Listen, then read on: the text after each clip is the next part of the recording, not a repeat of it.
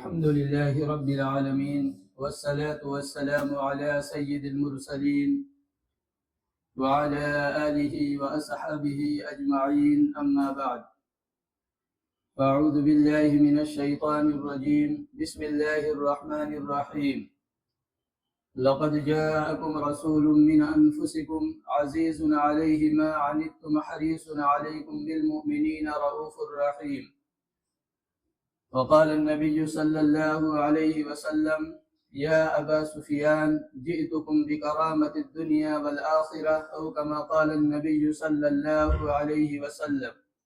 گزشتہ کئی جمعوں سے سیرت النبی صلی اللہ علیہ وسلم کو بیان کیا جا رہا ہے اور مختلف مراحل سے گزرتے ہوئے سیرت النبی کے مختلف پہلوؤں کو ذکر کرتے ہوئے گزشتہ ہفتے بات یہاں تک پہنچی تھی کہ آپ صلی اللہ علیہ وسلم کی جو ازواج مطہرات ہیں یہ تمام کی تمام اللہ تبارک و تعالیٰ کی طرف سے ہیں، اللہ تبارک و تعالیٰ کے حکم کے بنیاد پر ہیں۔ ان تمام شادیوں میں آپ صلی اللہ علیہ وسلم کی جنسی تسکین کا کوئی مسئلہ نہیں ہے۔ بتلایا گیا تھا کہ حضرت زینب رضی اللہ تعالی عنہ آپ نکاح سے بچ رہے تھے ان سے کرنے میں، لیکن اللہ نے عرشوں سے نکاح پڑھا کر اپنے حبیب صلی اللہ علیہ وسلم کو بتلا دیا کہ وہ اب آپ کی بیوی بن گئی۔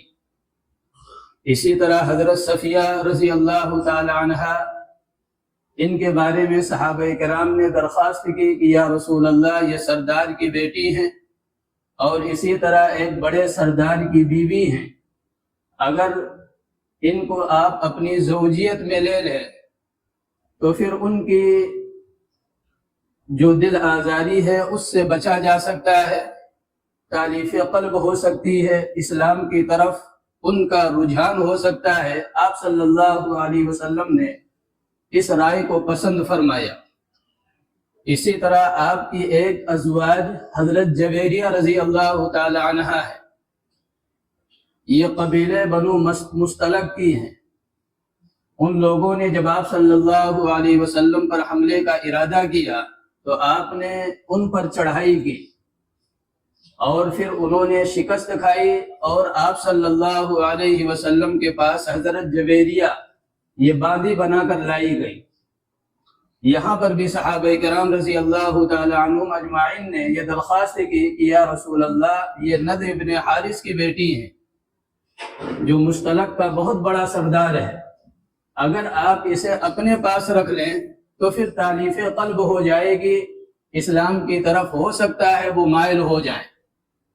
حضرت میمونہ رضی اللہ تعالی عنہ یہ بڑی عجیب و غریب خاتون ہے کہ یہ صرف میں پیدا ہوئی، صرف ہی میں ان کا نکاح ہوا، یہیں پر ان کی رخصتی ہوئی اور یہیں پر ان کی وفات ہوئی اور یہیں پر ان کی تدفین ہے۔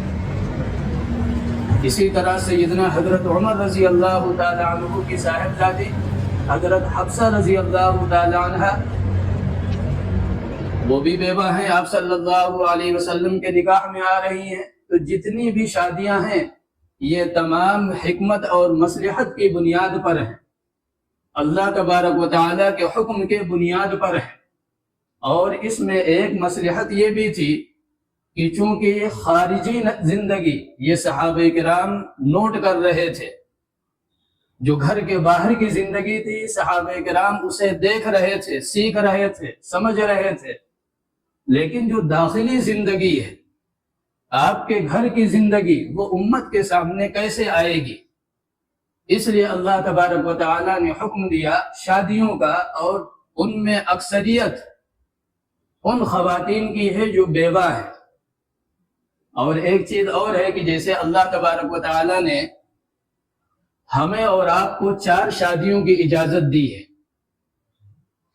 فَانْكِحُوا مَا طَابَ لَكُمْ مِنَ النِّسَاءِ مَثْنَى وَثُلَاثَ وَرُبَاعَ، 4 شادیوں کی اجازت دی ہے، لیکن خدا نخواستہ آپ نے 4 شادی کی، کسی ایک بیوی کو آپ نے طلاق دے دیا تو اب 3 بچیں، آپ چوتھی اگر کرنا چاہیں کہیں آپ کر سکتے ہیں.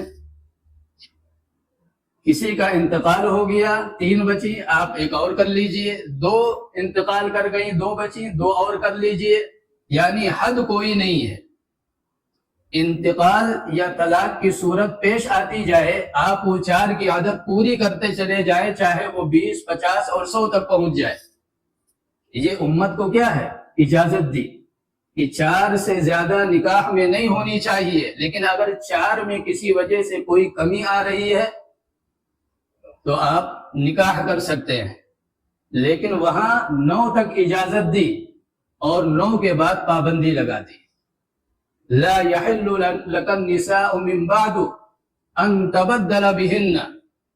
اے حبیب آپ کے لیے جو کچھ منتخب کیا گیا, جتنی ازواج آپ کے نکاح میں آ گئیں, اب آپ یہ سوچیں کہ ان میں سے کسی کو طلاق دے دیں, آپ نہیں دے سکتے.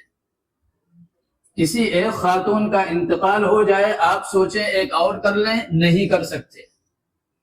یہ پابندی اللہ تبارک و تعالیٰ نے اپنے حبیب صلی اللہ علیہ وسلم پر لگا دی, لیکن امت کو اجازت دے دی. اس کے علاوہ ایک موقع پر آپ صلی اللہ علیہ وسلم اپنی ازواج سے کسی بات پر ناراض ہو گئے اور آپ نے قسم کھا لی. قسم یہ کھائی کہ میں 1 مہینے تک ان سے بات نہیں کروں گا, اور آپ نے علیحدگی اختیار کر لی. شریعت کی اصطلاح میں اسے ایلا کہا جاتا ہے. اب پورے مدینے میں خبر پھیل گئی کہ آپ صلی اللہ علیہ وسلم نے اپنی ازواج کو طلاق دے دی ہے.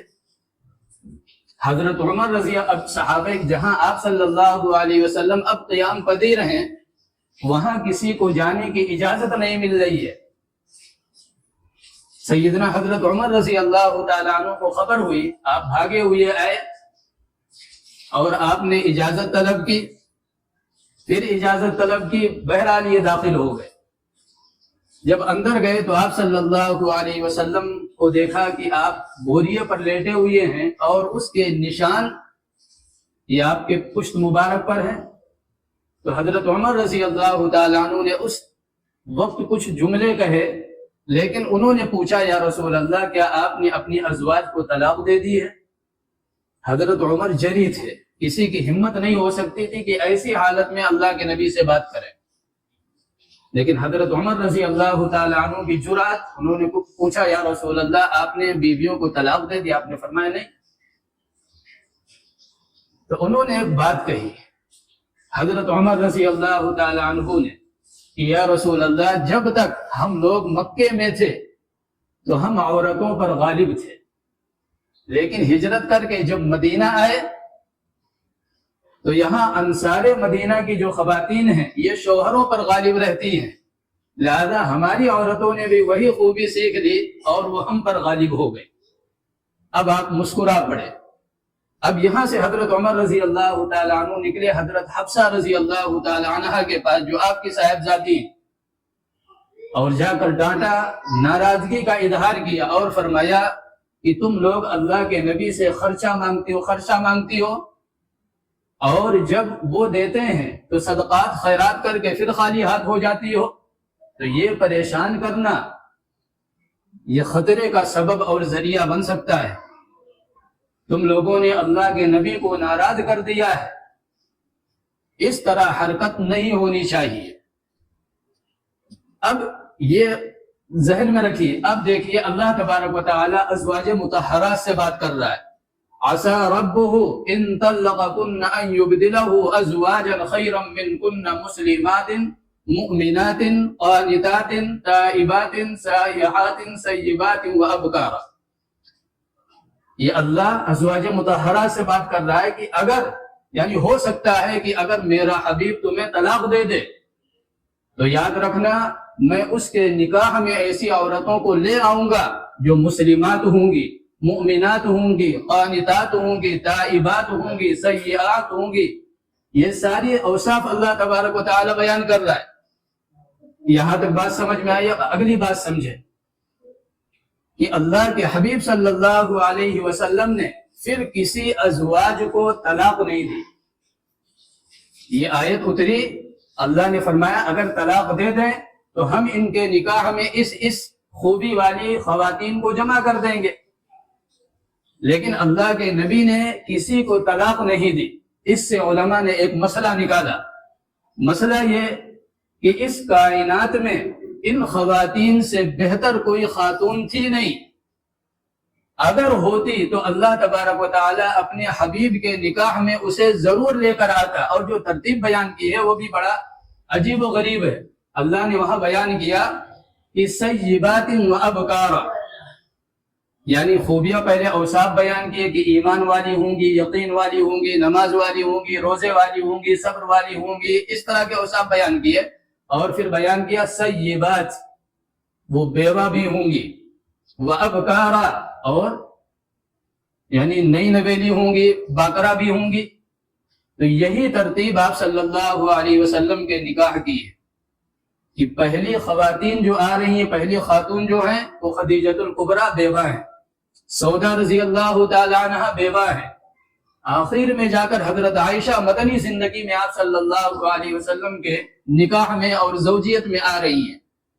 تو اس سے علماء نے یہ مسئلہ نکالا کہ ان سے مقدس اور ان سے عظیم خاتون کائنات کے اندر کوئی تھا نہیں، اس لیے اللہ کے نبی نے اپنی ان بیویوں کو طلاق دیا نہیں۔ تو بہرحال خلاصہ یہ کہ جتنی خواتین ہیں ان تمام کا انتخاب اللہ کی طرف سے ہے، نبی اپنی مرضی سے کوئی کام نہیں کرتا، نبی جو کچھ کرتا ہے اللہ کے حکم کی بنیاد پر کرتا ہے۔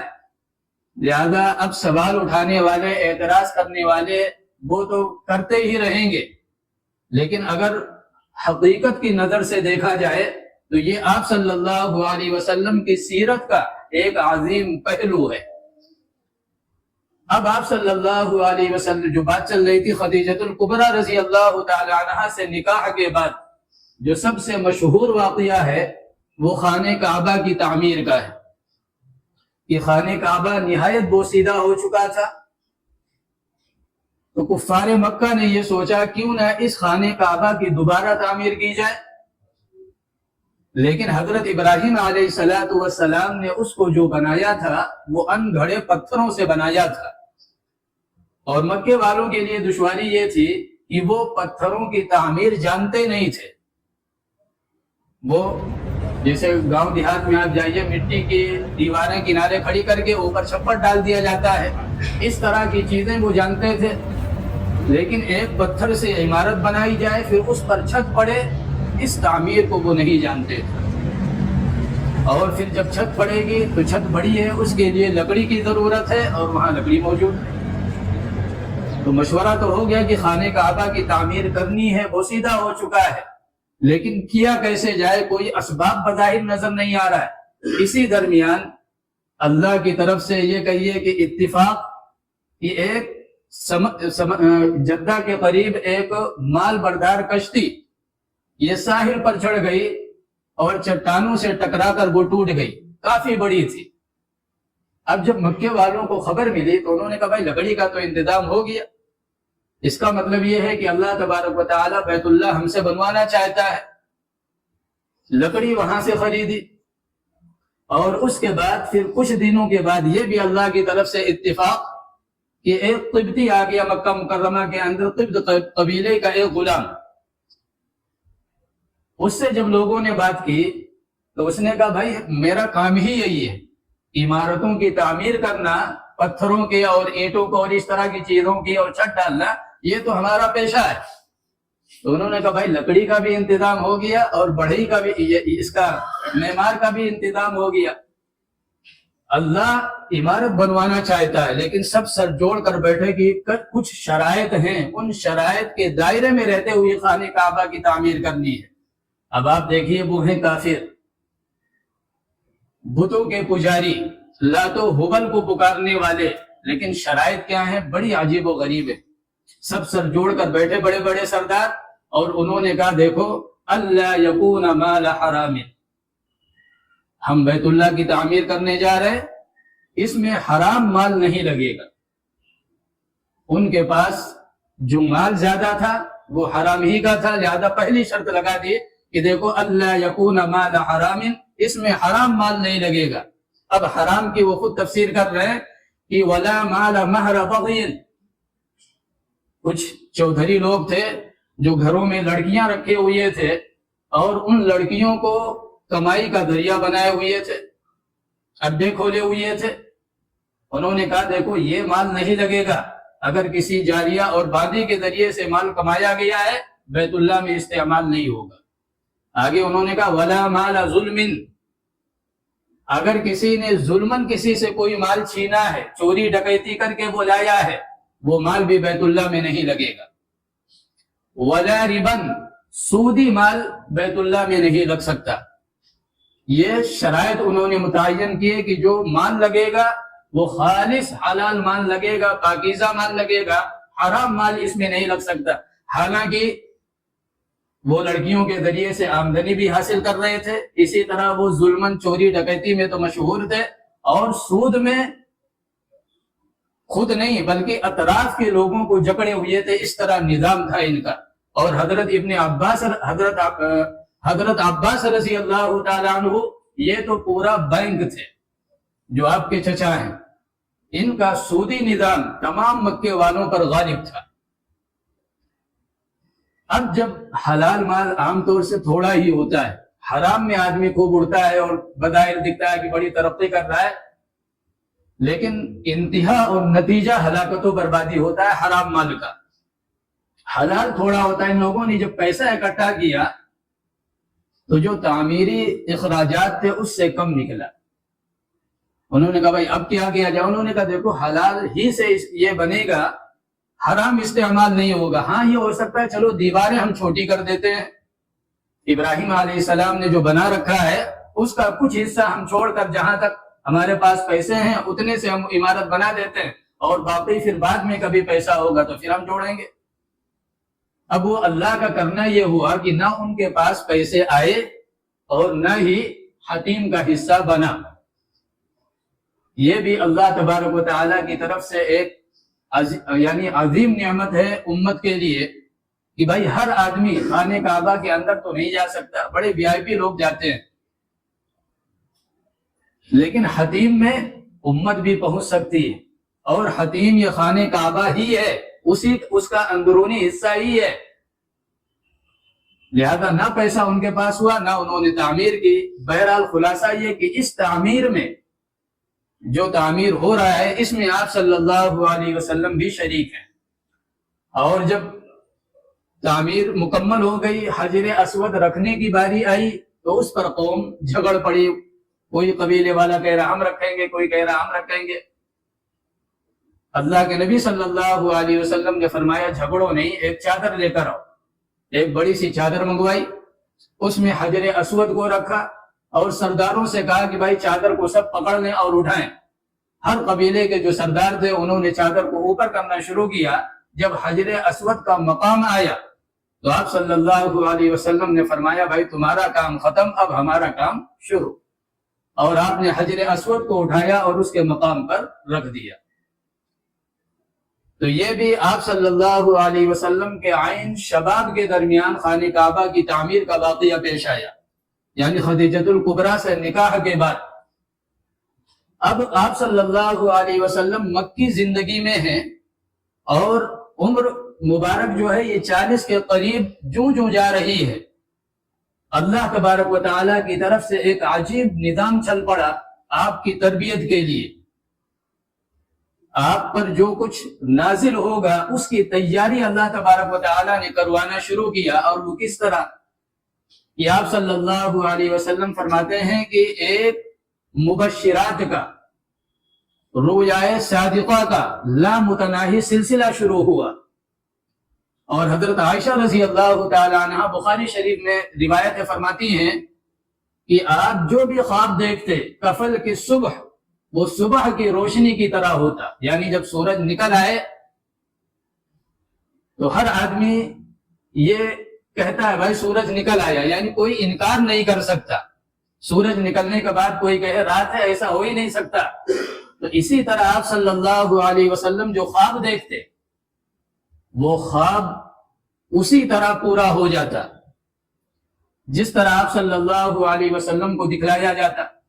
اسی طرح آپ صلی اللہ علیہ وسلم فرماتے ہیں کہ میں جب مکے کی وادیوں میں چلتا تو یوں لگتا جیسے کوئی مجھے سلام کر رہا ہو، اور الصلاۃ والسلام علیک یا رسول اللہ، یعنی رسول اللہ کا لفظ مجھے سنائی دیتا۔ آپ نے بعد میں اس راز کو کھولا کہ یہ سیدنا حضرت جبریل علیہ السلام تھے جو نبوت سے پہلے بھی ان وادیوں میں آ کر آپ سے سلام کیا کرتے تھے۔ یہ خواب کا جو معاملہ ہے اس کی بھی چند قسمیں ہیں، تفصیل تو بہت زیادہ ہے لیکن موٹی موٹی چند قسمیں ہیں، ان کو آپ سمجھیں۔ ایک تو وہ ہوتا ہے جو سورہ یوسف میں اللہ نے بیان کیا ہے کہ جب بادشاہ سلامت نے یہ خواب دیکھا کہ بھائی اتنی گائیں اور اتنی موٹی گائیں اور یہ ہو رہا ہے اور یہ ہو رہا ہے، ساری چیزیں ہو رہی ہیں، تو انہوں نے جب درباریوں سے پوچھا کہ بھائی اس کی تعبیر کیا ہے تو انہوں نے کہا اضغاث احلام، قالوا اضغاث احلام۔ تو ان درباریوں نے یہ کہا کہ یہ تو پریشان کن خیال ہے، آپ دن میں جو کچھ سوچتے ہیں وہی ساری چیزیں جو ہے رات میں آپ کو دکھائی دے رہی ہیں۔ لیکن حضرت یوسف علیہ السلام نے اس خواب کی تعبیر بھی بتائی، پورا واقعہ ہے۔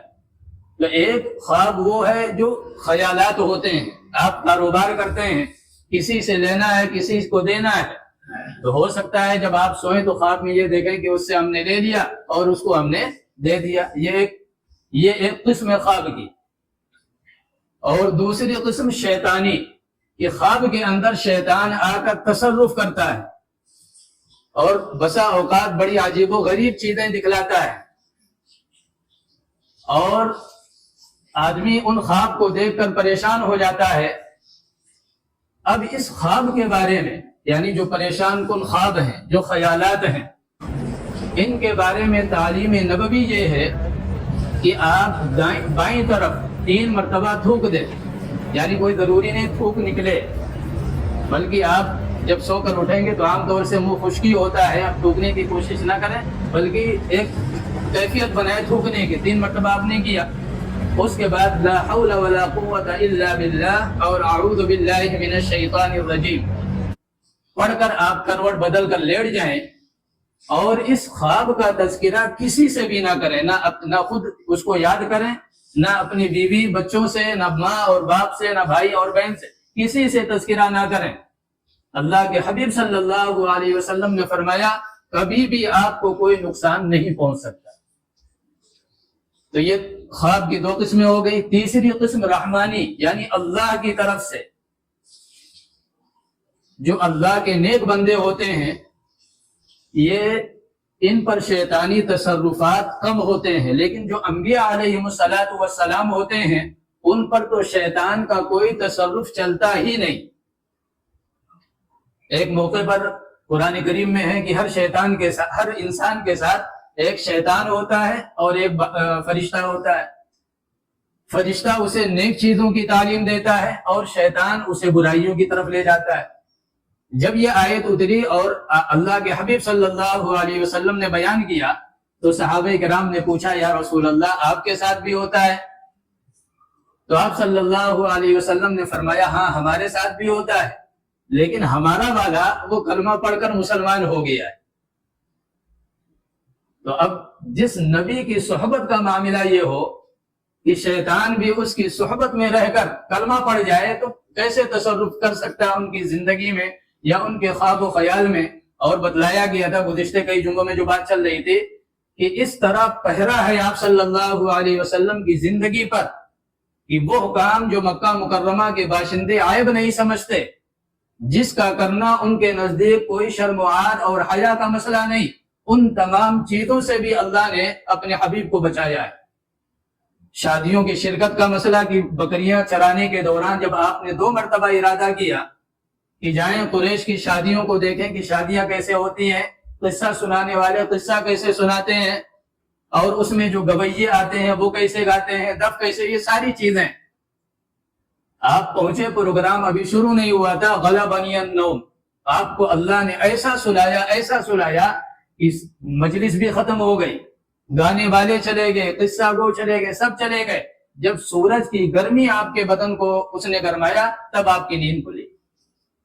اسی طرح تعمیر کعبہ کے دوران جب آپ نے یہ ارادہ کیا کہ اپنا ازار جو ہے یہ نکال کر کندھے پر رکھ لیں تاکہ جو پتھر وغیرہ کندھے پر رکھتے ہیں اس سے جو تکلیف ہوتی ہے کم ہو جائے۔ تو فخر مغشیا، آپ بے ہوش ہو کر گر گئے، اور جب ہوش آیا تو آواز آئی کہ آپ اپنے آپ کو یعنی ننگا نہیں کر سکتے، یہ شرافت کے خلاف ہے، یہ کرامت کے خلاف۔ تو اس طرح پہرا بیٹھا ہوا ہے اللہ کی قدرت کا آپ صلی اللہ علیہ وسلم کی زندگی پر۔ لہذا اب آپ کو جو خواب دکھائے جائیں گے اس میں شیطانی تصرف تو ہو نہیں سکتا، اور جب وہ شیطانی تصرف سے پاک ہے تو پھر وہ اسی طرح ہوگا جس طرح دکھلایا گیا۔ اب آپ صلی اللہ علیہ وسلم نے امت کو خواب کے تعلق سے چند تعلیم دی ہے۔ آپ صلی اللہ علیہ وسلم نے فرمایا کہ سب سے پہلے تو یہ اپنے اوپر لازم کر لو کہ کبھی اپنی طرف سے بنا کر کوئی خواب لوگوں میں بیان نہ کرو۔ یعنی آپ نے خواب دیکھا نہیں، لیکن آپ اپنے آپ کو کچھ بتانے کے لیے کہ بھائی ہم بھی کچھ ہیں، آپ نے کوئی شاندار اپنے دماغ سے خواب گڑھ کر اور بیان کیا، یہ اللہ پر جھوٹ ہے، یہ اللہ پر بہتان ہے۔ لہذا اپنی طرف سے پہلی تعلیم آپ صلی اللہ علیہ وسلم نے یہ دی کہ اپنی طرف سے کبھی بھی خواب گڑھ کر بیان نہ کرو۔ اور دوسری تعلیم آپ صلی اللہ علیہ وسلم نے یہ دی کہ مثلا کوئی ڈراؤنا خواب ہے یا اس طرح کی چیزیں ہیں جو آپ کے سمجھ میں نہیں آ رہی ہیں، تو اس کا طریقہ وہی کہ 3 مرتبہ آپ نے تھوکا اور اس کے بعد لا حول ولا قوت الا باللہ اعوذ باللہ من الشیطان الرجیم پڑھ کر کروٹ بدل کر آپ لیٹ جائیں اور کسی سے اس خواب کا تذکرہ نہ کریں۔ اس کے بعد تیسری تعلیم آپ صلی اللہ علیہ وسلم نے یہ دی کہ اگر آپ نے کوئی خواب دیکھا ہے اور آپ کو وہ بڑا زبردست لگ رہا ہے کہ یار اس کی کوئی بڑی اچھی تعبیر ہوگی، لیکن آپ کے سمجھ میں نہیں آ رہا ہے کہ اس کی تعبیر ہے کیا، اس کی حقیقت تک کیسے پہنچا جائے، تو اللہ کے نبی صلی اللہ علیہ وسلم نے فرمایا لا يذكر الا حبیب او لبیب، ہر راستہ چلتے سے خواب کی تعبیر نہیں پوچھی جاتی، ہر آدمی سے خواب کا ذکر نہیں کیا جاتا۔ معاشرے کے اندر بہت سے افراد ایسے ہوتے ہیں جو آپ سے حسد کرتے ہیں، جو بغض کے آگ میں جلتے ہیں۔ آپ نے خواب صحیح دیکھا ہے، اچھا خواب ہے، تعبیر بھی اچھی ہے، لیکن آپ نے کسی ایسے سے بتا دیا جو آپ کا دشمن ہے، اور اس نے کوئی ایسی تعبیر بتلا دی جو آپ کے لیے نقصان دہ ہے، تو اللہ کے نبی صلی اللہ علیہ وسلم نے کیا فرمایا؟ الرؤیا علی رجل طائر، یہ خواب جو ہیں یہ ان کو ایسا سمجھو جیسے پرندے کے پاؤں پر کوئی دانہ رکھا ہوا، پرندہ جب اڑتا ہے تو جیسے پرندے کے اس پہ یہ دانہ رکھا ہوا ہے، یہ کب تک رکھا ہوا ہے؟ ما لم يعبر، جب تک اس کی تعبیر نہ دی جائے۔ اب آپ نے کسی حاسد سے بیان کر دیا، کسی دشمن سے بیان کر دیا، اب اس نے آپ کو تعبیر وہ بتلائی جو آپ کے لیے نقصان دہ ہے، تو اللہ کے حبیب صلی اللہ علیہ وسلم یہ فرمانے کہ کبھی کبھی ہوتا یہ ہے کہ جس طرح بتلایا گیا اس کی تعبیر بیان کی گئی اسی طرح وہ واقع ہو جاتا ہے۔ لہذا ذکر کس سے کیا جائے؟ بیان کیا لا يذكر الا حبیب او لبیب، ہمیشہ اچھے خواب ایسے لوگوں سے بیان کیا کرو جو آپ کے حبیب یعنی جگری دوست ہوں، او لبیب، اور دوست بھی ایسا ہو جو عقل مند ہو۔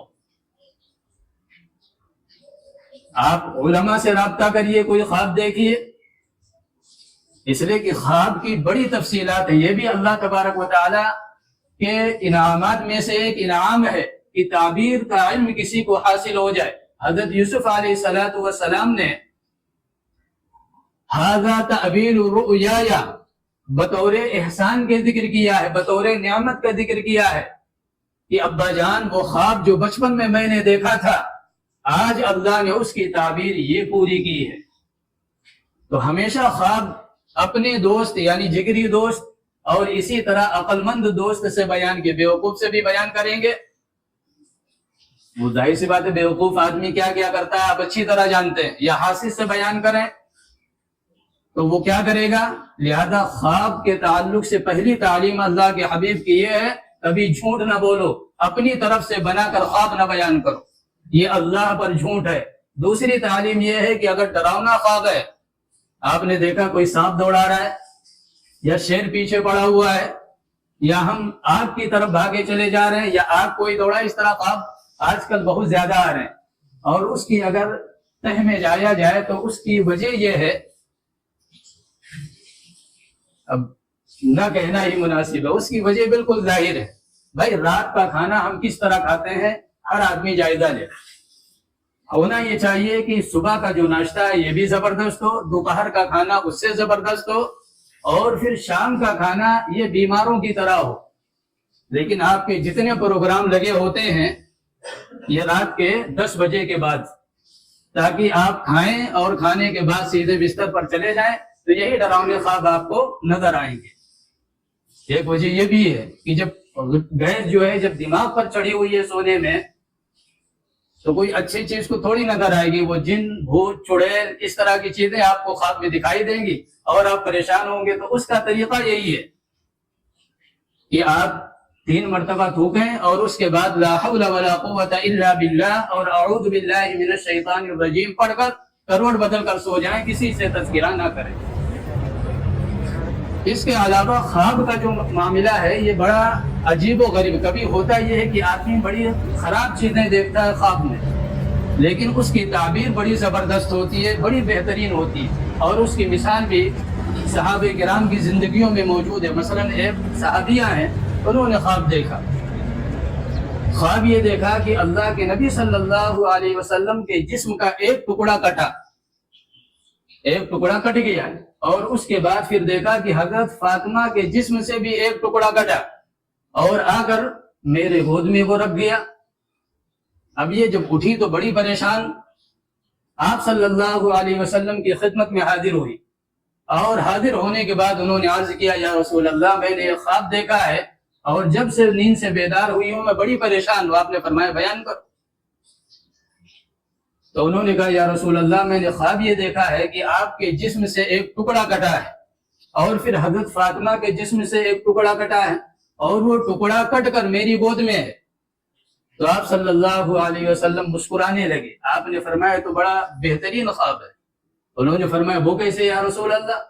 آپ نے فرمایا فاطمہ میرے جسم کا ٹکڑا ہے، فاطمہ میرے جسم کا ٹکڑا ہے، اور فاطمہ کو اللہ اولاد دے گا،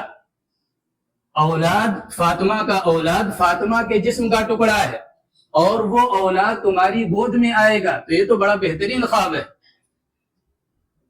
تو ہوتا کبھی کبھی یہ، اس لیے خواب جو ہے یہ ہمیشہ عقل مند پڑھے لکھے لوگوں کے سامنے اس کا ذکر کرنا چاہیے۔ خواب کے سلسلے میں محمد ابن سیرین رحمۃ اللہ علیہ یہ امام ہیں اپنے وقت کے، لیکن تعبیر میں جو باریکی ہوتی ہے، ایک خواب سے آپ اندازہ لگائیے کہ محمد ابن سیرین رحمۃ اللہ علیہ بیٹھے بچوں کو پڑھا رہے ہیں، ایک بندہ آتا ہے، وہ کہتا ہے حضور ہم نے یہ خواب دیکھا ہے کہ ہمارے پلنگ کے نیچے آگ جل رہی ہے۔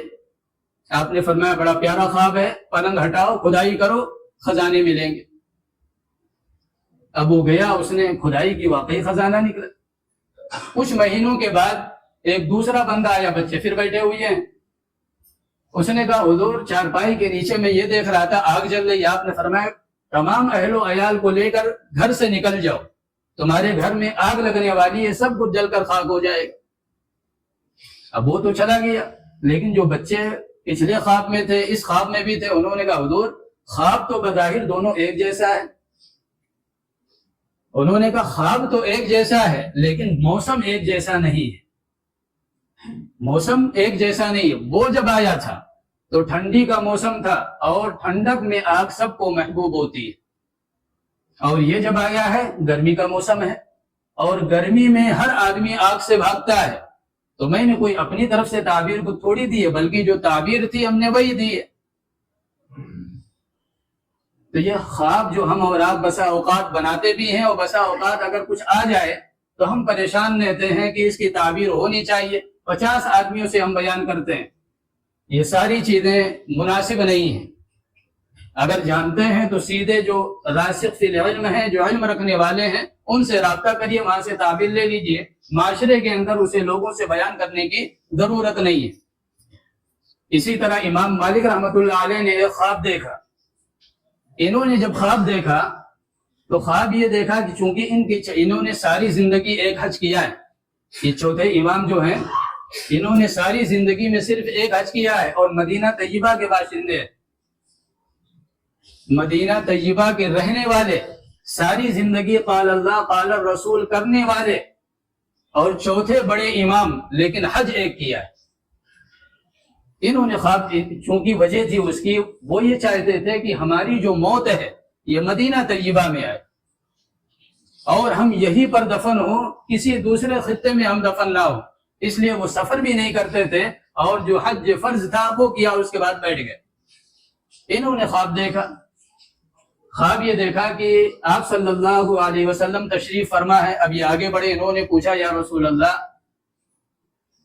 کچھ سوال ہے، آپ نے فرمایا پوچھو۔ تو انہوں نے کہا یا رسول اللہ یہ بتلائیے ہماری موت کہاں آئے گی، ہماری موت کہاں آئے گی؟ تو آپ صلی اللہ علیہ وسلم مسکرائے اور آپ نے ایسے اشارہ کیا اور اس کے بعد خواب ٹوٹ گیا۔ اب محمد ابن سیرین رحمۃ اللہ علیہ اس وقت موجود ہیں، انہوں نے اپنے غلام کو بھیجا اور یہ کہہ کر بھیجا کہ میرا نام وہاں نہ بتلانا، بلکہ بس یہ کہنا ایک بندے نے اس طرح خواب دیکھا ہے، اس کی تعبیر کیا ہے۔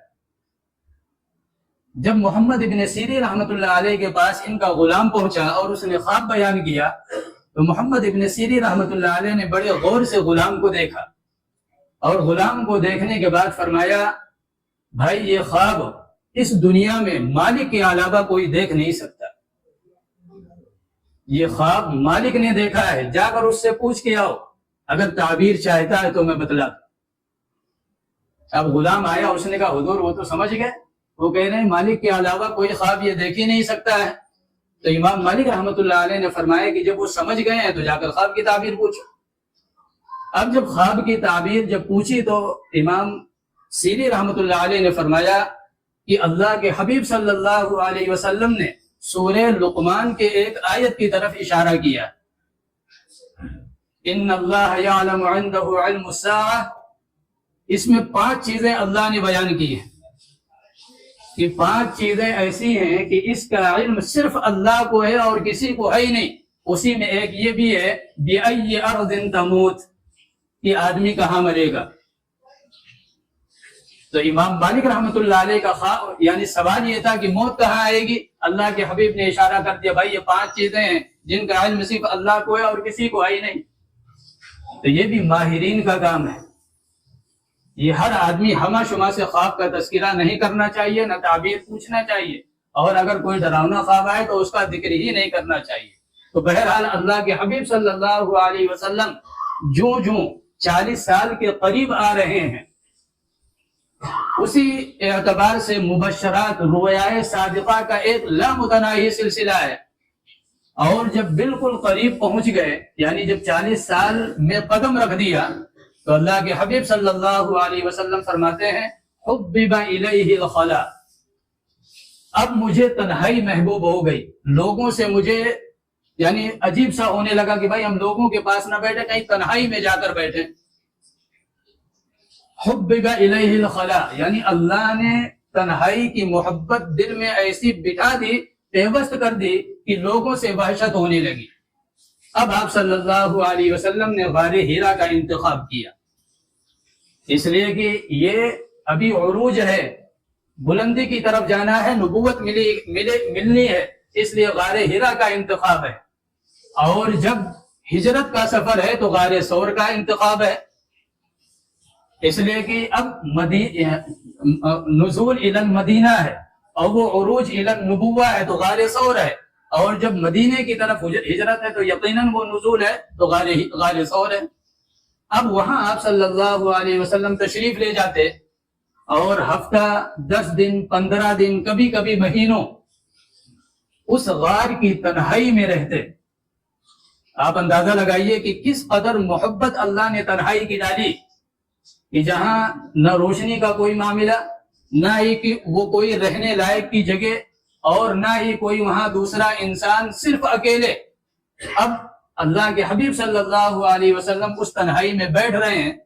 اب یہاں محدثین سوال کرتے ہیں کہ یہاں جو ہے اللہ کے حبیب بیٹھ کر کرتے کیا تھے؟ تو عام طور سے لکھا گیا ہے کہ عبادت کرتے تھے، لیکن سوال یہ ہے عبادت کون سی تھی؟ بھائی نماز تو تھی نہیں، ذکر و اذکار کا کوئی مسئلہ تو تھا نہیں، ابھی تو آپ نبی بنائے ہی نہیں گئے ہیں، نبی بنائے جانے کے بعد آپ صلی اللہ علیہ وسلم پر وہ ساری چیزیں آ رہی ہیں۔ بڑی زبردست بات کہی کہ آپ صلی اللہ علیہ وسلم اس غار میں جا کر الاعتبار والتفکرات، آپ کائنات کے اندر غور کرتے تھے، آپ کائنات کو سمجھ رہے تھے، کائنات کا جو نظام چل رہا ہے اس کو پڑھ رہے تھے، اور اسی کے ذریعے سے اللہ تک پہنچنے کی کوشش ہو رہی تھی۔ جب آپ صلی اللہ علیہ وسلم کی عمر مبارک 40 کو پہنچی اور آپ غار ثور کے غار ہرا کے آپ دہانے پر بیٹھے ہوئے ہیں، آپ نے کیا دیکھا کہ فضاؤں میں ایک شخص اڑتا ہوا وہ آپ کے قریب آ کر کھڑا ہوا۔ اب آپ صلی اللہ علیہ وسلم کو حیرت یہ کہ یہ فضاؤں میں کیسے آ رہا ہے، اور آ کر وہ کھڑا ہوا اور کھڑے ہو کر اس نے آپ صلی اللہ علیہ وسلم سے کہا اقرا۔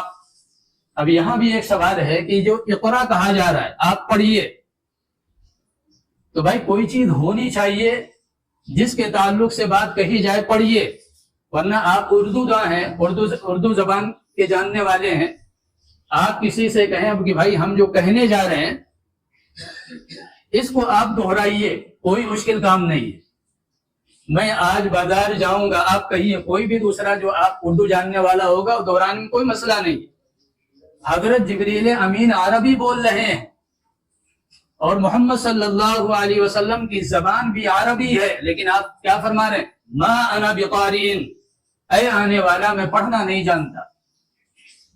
یہاں پر سیرت نگاروں نے یہ بات لکھی ہے کہ حضرت جبریل ویسے نہیں آئے تھے، بلکہ حضرت جبریل علیہ السلام ایک ریشمی رومال میں قرآن کریم میں سورہ اقرا کی ابتدائی 5 آیتیں وہ لکھ کر لائے تھے، اور ان کو سامنے کر کہا تھا اقرا، آپ نے فرمایا ما انا بقارئ، بھائی میں تو پڑھنا لکھنا نہیں جانتا، ورنہ اگر دہرانا ہو حضرت جبریل امین کے ساتھ انہی الفاظ کو کوئی مشکل نہیں تھا، اس لیے کہ جبریل بھی عربی بول رہے تھے اور آپ کی زبان بھی عربی تھی۔ جب آپ نے فرمایا ما انا بقارئ فضمنی ضمۃ شدیدہ، تو حضرت جبریل امین نے آپ کو یعنی جکڑا اور کس کے دبایا اور پھر چھوڑا اور فرمایا اقرا۔ پھر آپ نے جواب دیا ما انا بقارئ، آنے والا میں پڑھنا نہیں جانتا۔ پھر دوبارہ انہوں نے اپنے سے ملایا اور ملا کر دبایا، اور دبایا کتنا؟ خشیت علی نفسی، اللہ کے حبیب فرماتے ہیں مجھے یہ لگا کہ میری جان نکل جائے گی، اتنا شدید دباؤ، اور چھوڑا اور فرمایا اقرا۔ آپ نے فرمایا ما انا بقارئ، میں پڑھنا نہیں جانتا۔ اب تیسری مرتبہ جب حضرت جبریل امین نے آپ کو پکڑا ہے تو اتنا شدید دبایا ہے اور چھوڑنے کے بعد فرمایا اقرا۔ آپ نے فرمایا اقرا بسم ربک الذی خلق۔ یہ کیا ہے؟ بسا اوقات سینے سے علم منتقل کیا جاتا ہے، اور اس کی مثال موجود ہے ہمارے علماء دیوبند میں مولانا خلیل احمد سہارنپوری رحمۃ اللہ علیہ، جن کے شاگرد شیخ زکریا رحمۃ اللہ علیہ، جن کی فضائل اعمال ہیں، بڑے زبردست محدث ہیں، مظاہر العلوم کے یہ بڑے اساتذہ میں سے ہیں، اور امتحان کا دور ہے اور شیخ الہند رحمۃ اللہ علیہ ممتحن ہے۔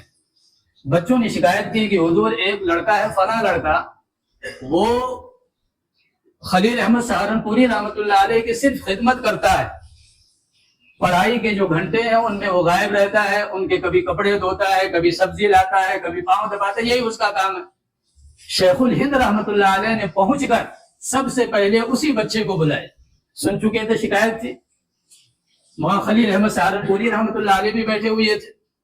یعنی سینے سے علم کیسے منتقل کیا جاتا ہے، جبریل امین نے وہاں کیا، اور مثال یہاں دیکھیے کہ جب خلیل احمد سہارنپوری اور شیخ الہند اور وہ تیسرا وہ طالب علم اب سوال کرنا شروع کیا شیخ الہند رحمۃ اللہ علیہ نے، اب وہ بچہ جواب دے رہا، پھر سوال کیا، پھر جواب دے رہا، پھر سوال کیا، پھر جواب دے رہا، اور سوال بھی بڑے سخت سخت۔ تھوڑی دیر شیخ الہند رحمۃ اللہ علیہ نے غور کیا، اور اس کے بعد فرمایا حضرت آپ یہاں سے تشریف لے جائیے۔ مولانا خلیل احمد سہارنپوری رحمۃ اللہ علیہ سے فرمایا حضرت آپ یہاں سے تشریف لے جائیے۔ تو مولانا خلیل احمد سہارنپوری رحمۃ اللہ علیہ نے فرمایا بھائی ہم کیا کریں، ہم تو بیٹھے ہوئے ہیں۔